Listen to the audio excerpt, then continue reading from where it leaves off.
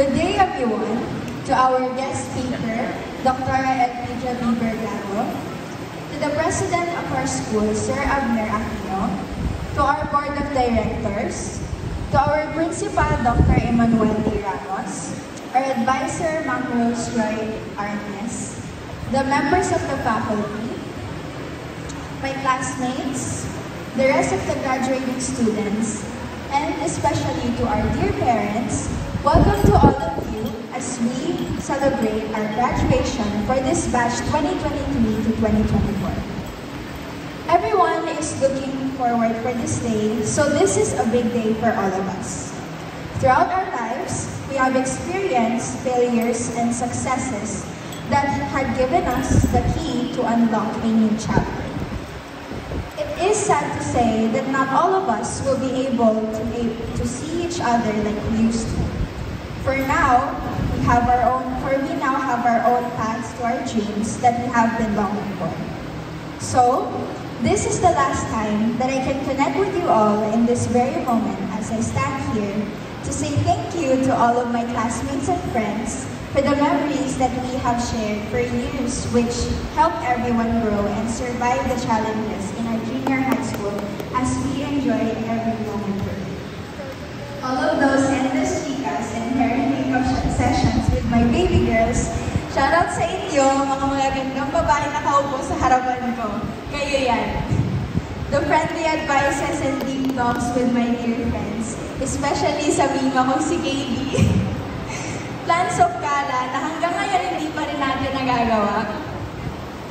The random games that we play every time we're bored, especially that time when we had a water gun fight during the rain.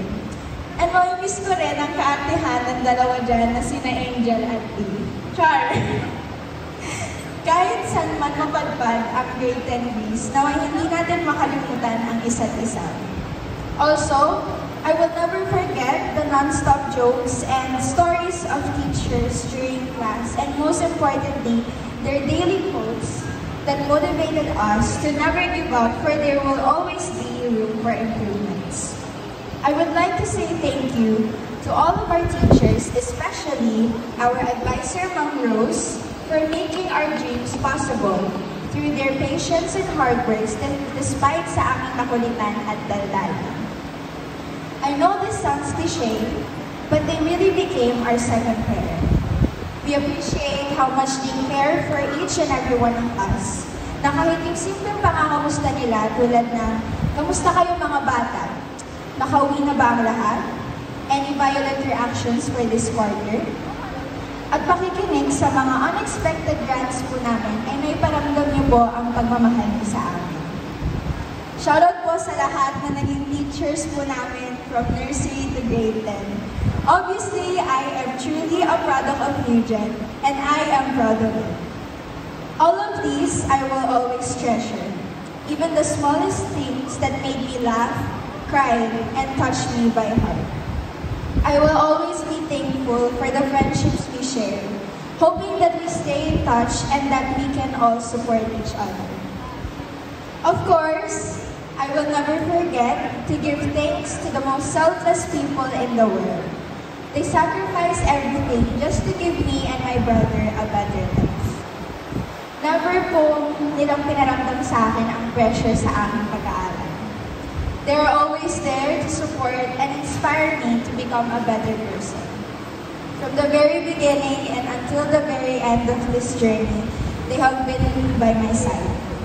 Through it all, they witness my peaks and valleys.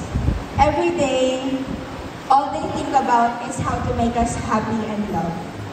I didn't do anything in return, but they always chose to do everything in the way possible. I'm very sorry if I often misunderstand the things that they do just to protect.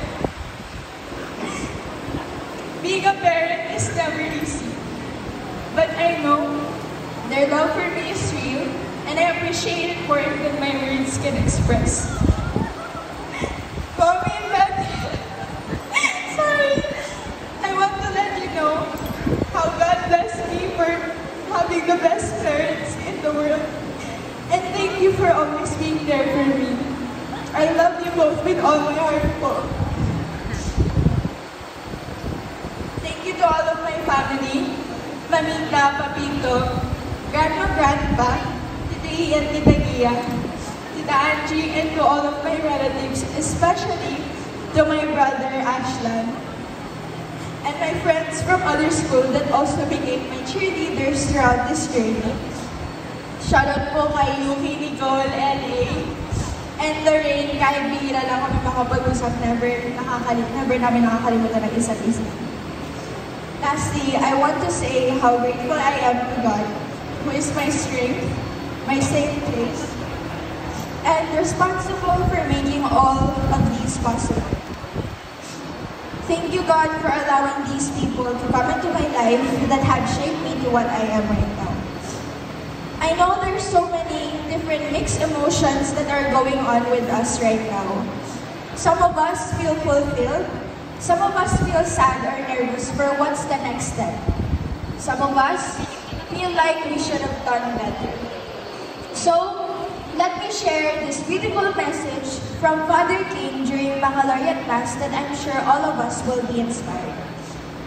Each end brings a new beginning, just as there is a new beginning in every end.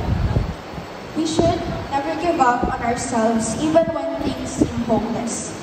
If hindi natin nakuha ngayon, why not next time? It is never too late to strive to be better, because you'll never know when better things will come to you, or better than you could ever imagine. Every challenge we face gives us an opportunity to grow and learn, and to become an even better version of ourselves than before. Each step leads to a new place, and each step has the potential to bring you closer to your destination. There's always a chance for us to be better, so never give up as we step into a new chapter. So, no pressure dahil marami pang pagdadaanan. Padayon Grade 10, I am proud of each and every one of us, and I wish everyone the best of luck. Thank you, and may God bless us all. Batch 2023 to 2024. Again, congratulations to everyone.